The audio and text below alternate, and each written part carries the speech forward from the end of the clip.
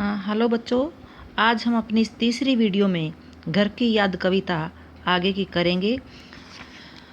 हमने कल यहाँ तक किया था कि कवि के पिता कवि की याद में बहुत दुखी हैं और उनकी माता उनको सांत्वना दे रही है कि अगर वह स्वतंत्रता आंदोलन में भाग लेने के कारण जेल नहीं जाता तो अगर वो पीछे मना कर देता जेल जाने से तो क्या मेरी कोख को लजाता नहीं, हमारी बेइज्जती नहीं होती, जो हमारे परिवार की परंपरा है क्या वो ध्वस्त नहीं हो जाती।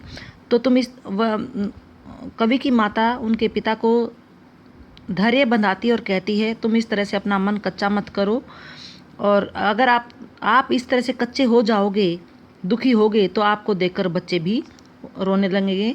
पिताजी ने अपने आंसुओं को रोकते हुए कहा कि मेरा बच्चा जेल में पता नहीं कितना सहन कर रहा होगा, और वह अपनी पत्नी के सामने अपने आप को दृढ़ दिखाने की पक्का प्रयास कर रहे हैं। इसलिए वो कह रहे थे, कहाँ मैं रोता कहाँ हूँ, धीर मैं खोता कहाँ हूँ, मैं कहाँ रो रहा हूँ, मैं अपना धैर्य धारण किए हुए हूँ, मैं अपना धैर्य नहीं खो रहा हूँ।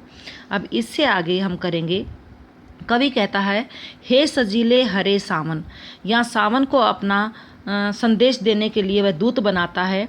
जेल में ही रहकर वह कविता लिखते हुए सावन को संबोधित करते हुए कह रहा है कि हे सावन तुम सजीले हो, यानी कि चारों तरफ आसमान में पानी भरा रहता सावन के महीने में। बच्चों, आजकल सावन का महीना चल रहा है तो आप मौसम देख ही सकते हैं कैसा मौसम रहता है।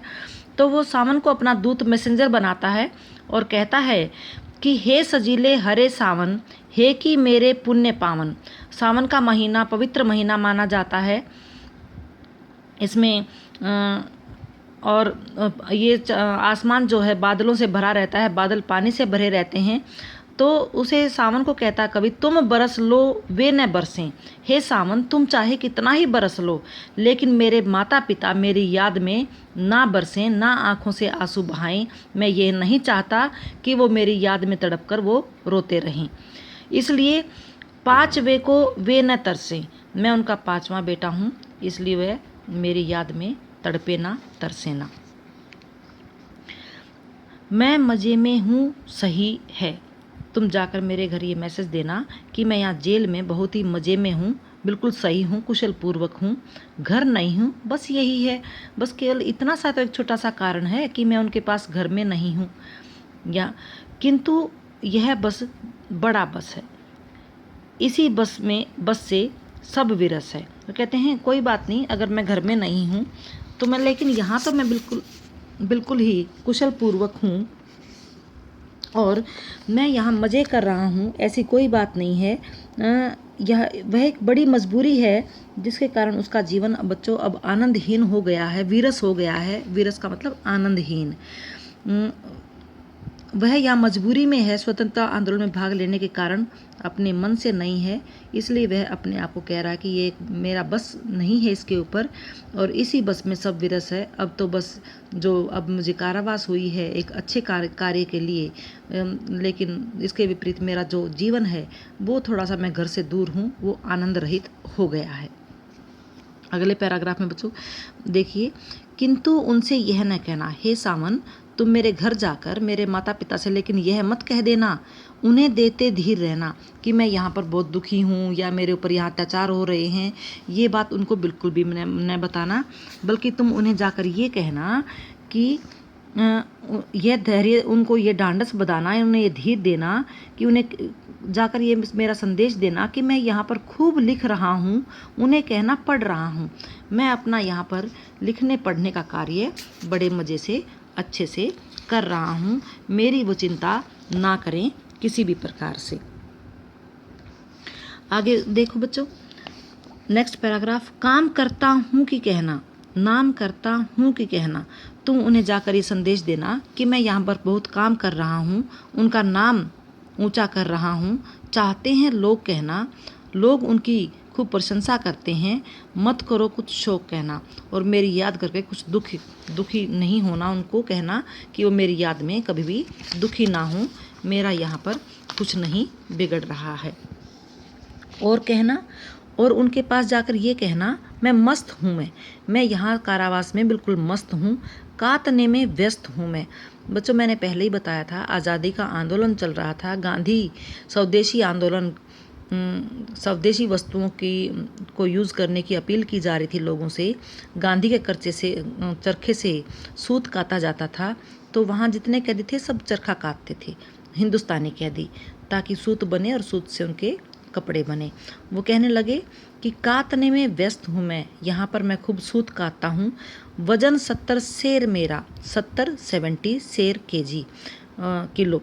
और उन्हें कहना, मैं बिल्कुल भी कमज़ोर नहीं हुआ हूँ, मेरा वज़न बढ़ गया है और 70 किलो मेरा वज़न हो गया है, और भोजन ढेर मेरा, और जो मुझे यहाँ खाना मिलता है वो बहुत ढेर सारा मिलता है और मैं खाता भी बहुत अधिक हूँ। कूदता हूँ, खेलता हूँ, दुख डटकर ठेलता हूँ।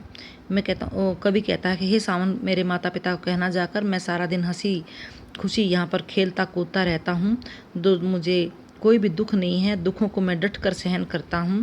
और कहना, मस्त हूँ मैं, और दुख मेरे पास भी नहीं है। ठेलना मतलब पास ना होना, दुखों को दूर रखना। हे सावन, मेरे माता पिता को कहना, मुझे यहाँ किसी भी प्रकार का दुख नहीं है, दुख तो मेरे कोसों दूर दूर भागता है मुझसे। और कहना, मस्त हूँ मैं यहाँ पर मस्त हूँ जेल में। और यूँ न कहना, अस्त हूँ मैं।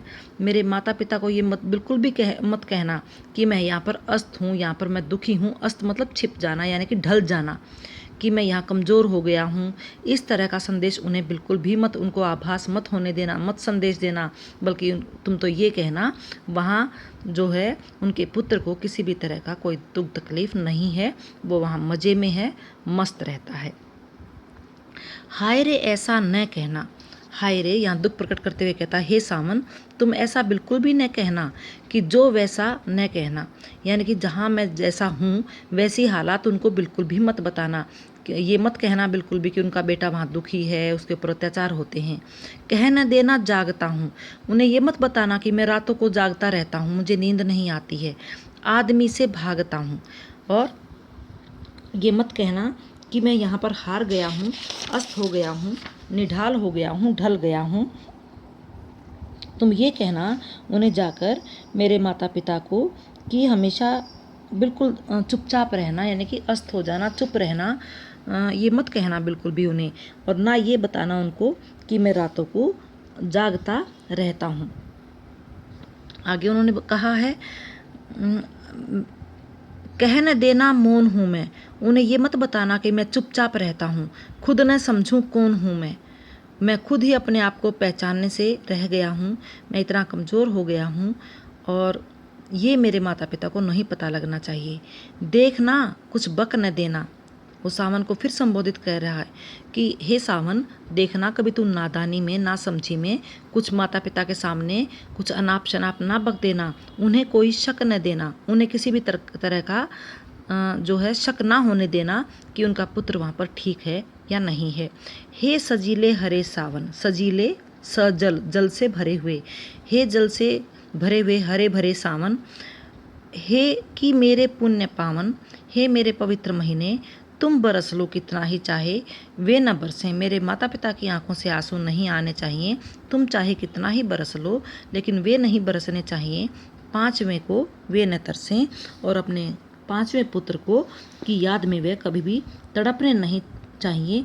यहाँ बच्चों, कवि अपनी वास्तविक स्थिति को छिपा रहे हैं और सावन के माध्यम से अपने माता पिता तक अपनी कुशलता को पहुँचा रहे हैं। यहाँ बच्चों, हमारी ये कविता जो है समाप्त हो गई है। मैं उम्मीद करती हूँ, कल मैंने आपको CBSE का जो सिलेबस चेंज हुआ है वो सिलेबस भेजा था, उसे बहुत अच्छे से देख लेना। बहुत सारे चैप्टर आपके कट हो गए हैं जो पेपर में नहीं आएंगे, तो उन्हें अपनी किताब में मार्क कर लेना, जो चैप्टर नहीं आएंगे। बाकी के आगे की ऑडियो या वीडियो में हम अपना आगे का सिलेबस डिस्कस करेंगे। ये प्रश्न उत्तर हम डिस्कस कर लेंगे।